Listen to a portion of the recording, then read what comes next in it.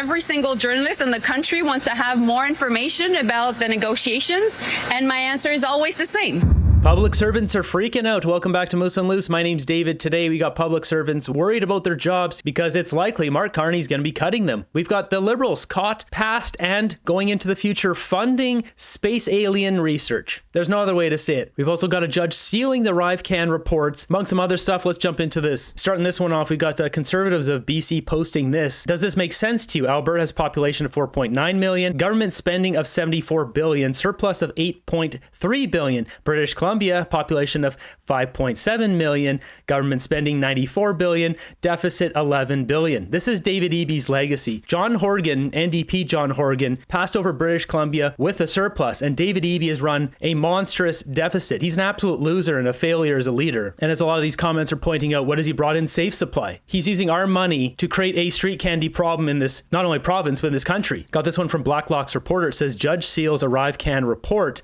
Internal ArriveCan investigators report, long sought by MPs, has been sealed by federal court order. A judge blocked distribution of the findings at the request of Cameron McDonald, one of the guys involved. A former Canadian Border Services Agency director, briefly suspended over the $63 million program. The allegations each side made against each other are most serious, wrote Justice Henry Brown. They deserve a full hearing. So that's why he's sealing the reports right now, is so he can have a full hearing. Justice Brown issued a temporary injunction against distributing and disseminating the report into ArriveCan irregularities. The report was completed February 11th, according to court records. It goes on to give a quote from MP Larry Brock, saying, I have the information right here. MP Brock said at the time, it is very clear the statement of facts alleged serious employee misconduct, so serious that you required the RCMP to investigate at least 2 criminal charges, fraud and bribery, he said. I can read it, said Brock. Page 10 of the report alleged an ArriveCan contractor solicited a bribe. Documents also suggested a federal manager attempted to destroy thousands of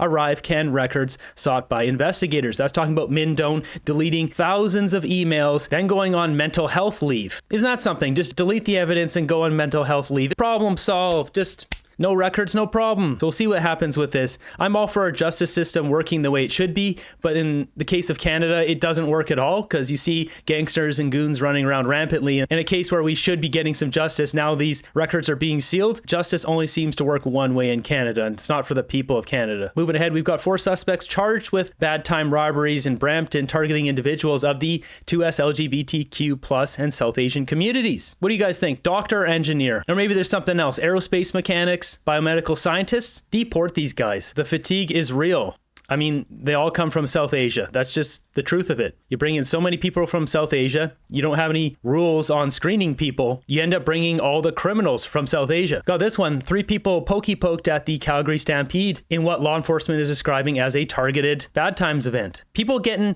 poked at the Stampede. So far they haven't released the names, pictures, anything of what's happened, of the people involved. Moving ahead, we're seeing a lot of this now, as Chris Stacey has posted here. We're seeing tents in the middle of cities, and in this case, it's right in the median here, right in the grass. This is crazy. So just near where I live, just down the street in a park, I've noticed there's 2 tents have popped up in just the last 2 weeks. People just moving into parks because they have nowhere else to go. This guy living in a median between 2 busy streets in Ottawa. The Trudeau towns are growing. They're not diminishing in size. A lot more coming based on Carney's policies. Yeah, they sleep on the boulevard in Victoria, BC as well. So Victoria has a bigger median between the roads, and there's a lot of tents there. It's crazy. Next up, we got Clyde posting this one. It says, who knew the best way to slow down immigration was to make Canada worse than the places these people were coming from? Isn't that the truth? We have this quote here, I don't feel fulfilled. Indian origin man is ready to give up his Canadian citizenship, ready to move back to India. Who would have thought the cost of living be so miserable in Canada that it's driving people back to South Asia? With all of Mark Carney's spending promises, public servants seem to be on the chopping block, considering they voted for Carney. A lot of them, probably a very large percentage of them, they're not happy about this. So the mood is, a little lower. But it's the unknown. Public servants are on edge, waiting to see how deep the federal government is willing to cut. All federal ministers are being asked to find billions of dollars in savings within their departments and agencies. By August, they need to be ready to present their plans to reduce operational spending by 7.5%, ahead of Prime Minister Mark Carney's first budget this fall. I'm very concerned. Today, unions that represent hundreds of thousands of public service workers were briefed by the government on what the spending review means for jobs. It definitely feels like the public service workers are going to be bearing the brunt of this. It doesn't have to be a cuts to services and jobs. It could be doing the work smarter.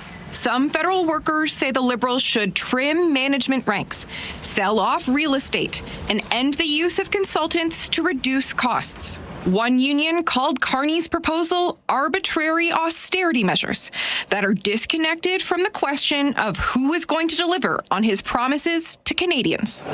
The Liberals are so ingrained with those consulting companies like McKinsey. These are cash cows for those companies. You got to wonder if there's kickbacks. When you're sending over $220 million to McKinsey, is some of that coming back to the Prime Minister? They're not going to shut that down. I think it's more likely they do cut public service workers' jobs because the rich take care of their own. They're not doing things for the people. The government says the intent is not to slash programs or services to fund Canada's new pledge to spend 5% of GDP on defense. But it remains to be seen whether Carney can keep that promise while also holding on to his commitment to keep the deficit in check. Something's got to be done to square that circle. We reached out to the Treasury Board president for an interview about what may or may not be on the chopping block as part of this expenditure review.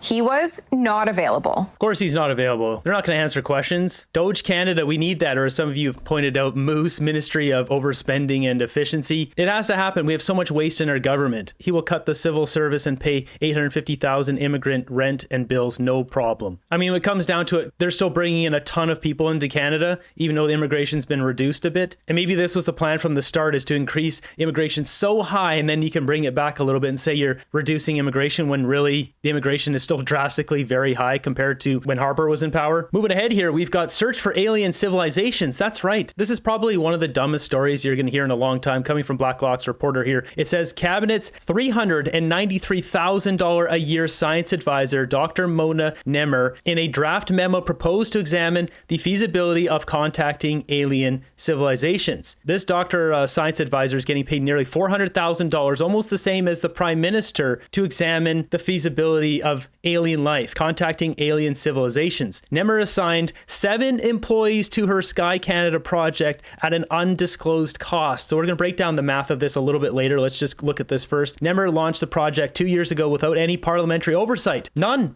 Just did it because she wanted to do it. All other federal agencies dropped UFO investigations in 1995.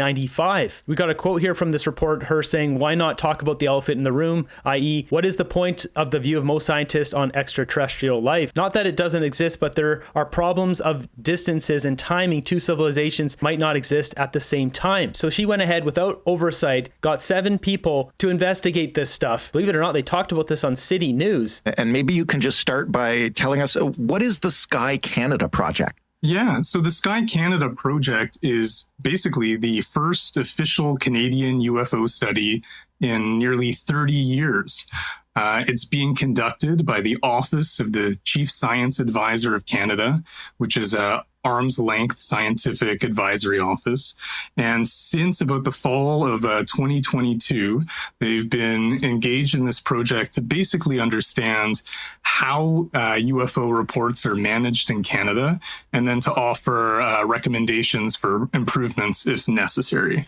So as I understand it, they're deep in this work right now. They're reaching out to federal stakeholders who may receive UFO reports, such as Transport Canada and the Canadian Space Agency, and they plan to release a public report at some point next year. They've been What a waste of money. As I just showed you, people living in tents on the street, and they're spending, as you're going to see here, millions of dollars on collecting UFO reports and seeing if they're conspiracy theories. So Dr. Mona Nemer here, quoted saying, "The reason we have not taken this on is not because we believe one way or the other about extraterrestrials or anything like that," testified Nemer. "It's because we believe it's more important that we have a scientific approach and transparency in how we assemble the information precisely to avoid any conspiracy theories," and so on. That's all fine and nice to say when you're making $400,000. So we take a look at a little bit of history about her. She was appointed by none other than Justin Trudeau. As you see here, Dr. Nemer was first appointed Chief Science Advisor 2017 following open, transparent, merit-based selection process. She was appointed to this role in 2020 and in 2022. Since 2017, the Chief Science Advisor has provided independent advice advice to the government on number of issues, including managing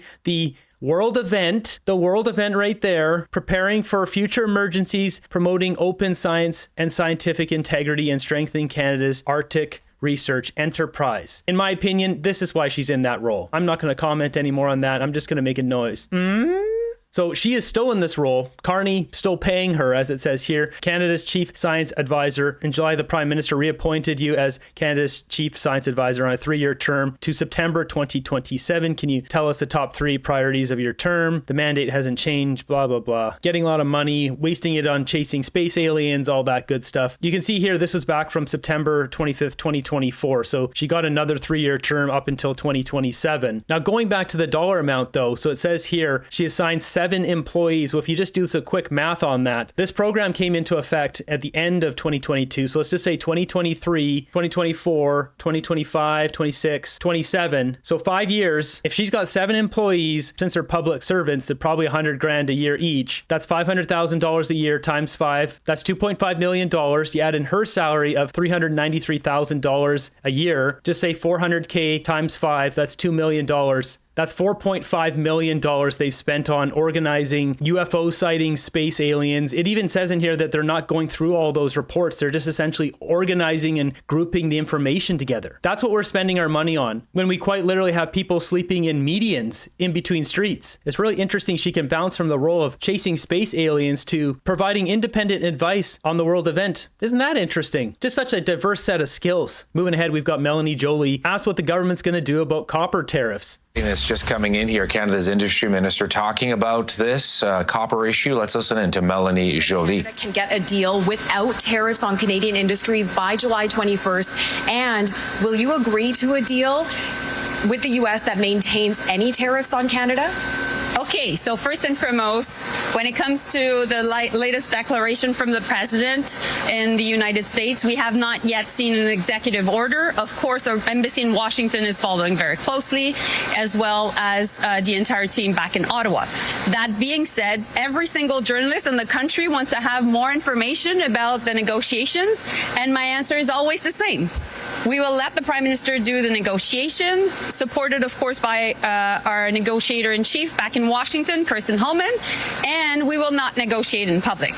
That being said, being the Minister of Industry, my job right now is to make sure that in the context of this trade war, I'm supporting the front lines of this trade war, which are the workers and the companies affected by the unjustifiable and unjustified tariffs against aluminum workers, against also steel workers, and of course against I can't remember the groups who's affected. Carney's been Prime Minister basically 4 months now. 4 months, you guys can't get a deal? You can't come up with a deal in 4 months. Are they using a magic cue ball for their negotiating tactics? Try again. Try again. I mean, seriously though, 4 months, you guys can't negotiate a deal. Our country's run by inept people who lack experience. They can't handle this situation. the auto workers, and that's what I'm working every single day. I'd love to see an itinerary of exactly what she does every single day. My job is to still ask the question, so I want to zero in on one specific industry. Will your government agree to any level of tariffs on Canada's auto industry to make a deal with the U.S.? Our goal has always been to make sure that we protect the jobs.